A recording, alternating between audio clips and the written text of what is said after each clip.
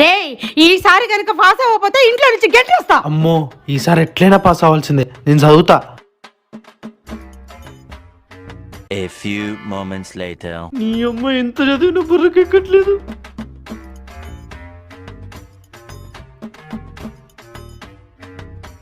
అక్క అబ్బబ్బా ఏంట్రా నీ గోలా? ఈ పేపర్ దాంట్లో పడితే నీతో లైఫ్ లాంగ్ ఆడుకుంటా. ఈ పేపర్ దాంట్లో పడితే నేను టాపర్ అయితా. ఈ పేపర్ దాంట్లో పడితే నేను పాస్ అయితా. నెక్స్ట్ ఏంటి?